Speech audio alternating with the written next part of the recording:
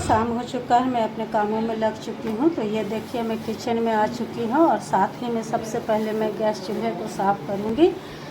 जब चूल्हे साफ़ हो तो खाना बनाने में भी काफ़ी अच्छा लगता है साफ़ सुथरे किचन में। तो इसे साफ़ करने के बाद सबसे पहले मैं चाय बनाऊँगी। तो ये देखिए मैं चूल्हे को नीट एंड क्लीन करके सबसे पहले सफाई करूँगी। तो जितनी सफाई किचन रहेगी उतने खाने अच्छे से बनने में दिल लगते हैं, मन लगता है। तो ये देखिए सबसे पहला काम है मेरा कि मैं गैस चूल्हे को साफ़ कर लेती हूँ। ये देखिए मैं चूल्हे को साफ़ कर ली हूँ, मेरा चूल्हा साफ़ हो गया है।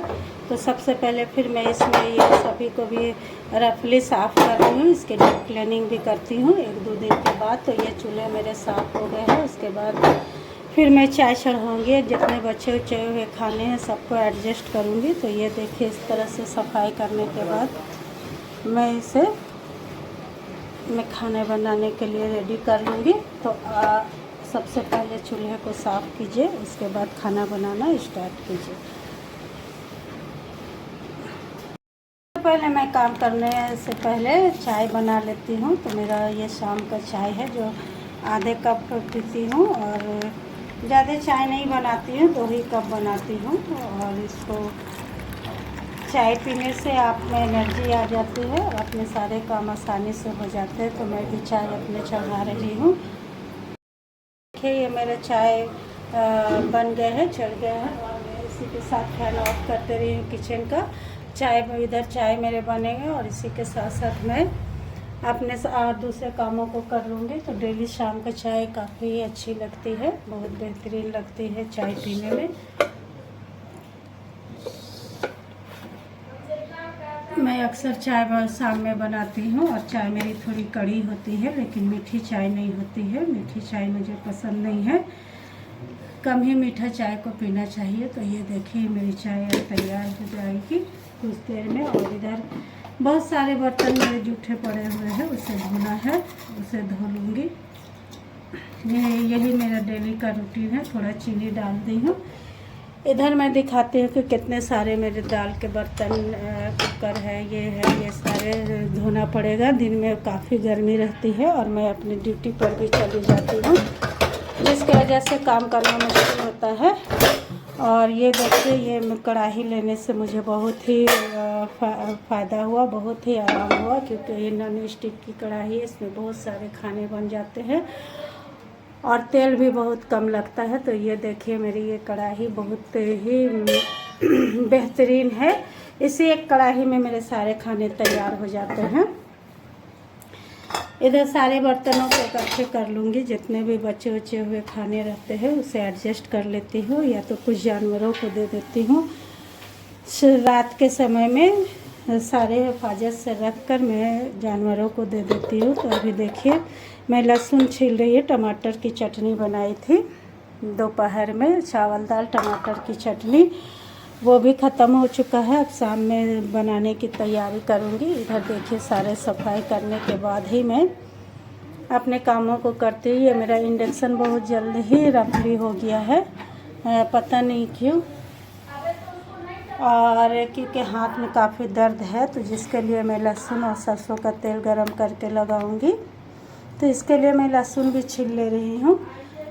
आया था नल बनाने के लिए, वही बताया कि अगर हाथ में दर्द है तो आप लहसुन और तेल, सरसों का तेल जलाकर लगाइए। तो चलिए, लोगों का बात भी माननी चाहिए, क्योंकि उसने कहा कि मेरे भी हाथ में बहुत दर्द थे, तो मैं भी लहसुन और सरसों का तेल जलाकर लगाया। तो अल्हम्दुलिल्लाह मैं भी उसी काम को कर रही हूँ।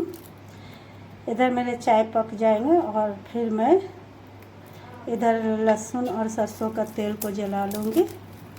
तो ये देखिए मेरे लहसुन छिलकर ही जलाना है, इसे बकला के साथ नहीं जलाना है, इसे छिल लीजिए और थोड़े से कटोरी में सरसों का तेल लेकर इसे जला लीजिए। तो ये देखिए मैं इसे जला कर दिखा रही हूँ, और शायद अल्लाह किस चीज़ में शफा देते हैं किसी को पता नहीं है, इसी से फ़ायदा हो जाए, हाथ का दर्द चला जाए। बहुत से बाम और बहुत सा दर्द वाली तेल लगा कर थक गए हैं, तो इसको मैं लगा रही हूँ, इसी से फ़ायदा पहुँच जाएगा। इधर मेरे चाय भी बन जा रहे हैं। चाय पीने के बाद मैं बर्तन धोऊंगी और दूसरे कामों को करूँगी। अभी कपड़े भी मुझे धोना है। गर्मी के दिन में उतनी तकलीफ़ नहीं होती है, जाड़े के दिनों में शाम में कपड़ा धोने में बहुत तकलीफ़ होता है। तो चलिए आगे मैं आपको दिखाती हूँ कि तेल में, सरसों का तेल में लहसुन को मैं किस तरह जला लूँ। देखिए मैं सरसों का तेल ले रही हूँ थोड़ा इसमें, और इसी में लहसुन को डालकर इसे जला दूँगी। तो इतना तेल काफ़ी है।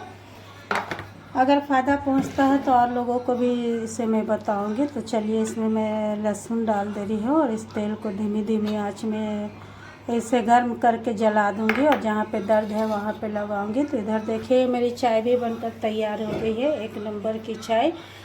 मुझे चाय थोड़ा ही पीना है, लेकिन अच्छी चाय पीती हूँ।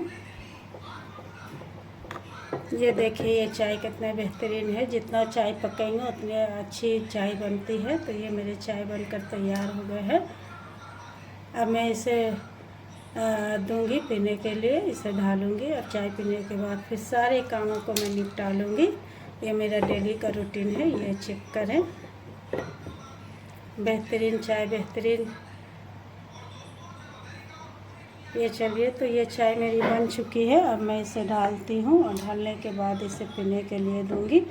तो मैं आपसे कहती हूँ कि लाजमी तौर पर मेरे चैनल को सब्सक्राइब कर दिया करें, मेरी ज़रूरत है, थोड़ा मुझे आगे बढ़ा दें तो आप की बड़ी मेहरबानी होगी। इसी के साथ देखिए मैं चाय ढाल रही हूँ। 2 कप चाय ढालूँगी, ज़्यादा लोग चाय पीने वाले नहीं हैं, सिर्फ हम लोग हस्बैंड वाइफ ही चाय पिएंगे।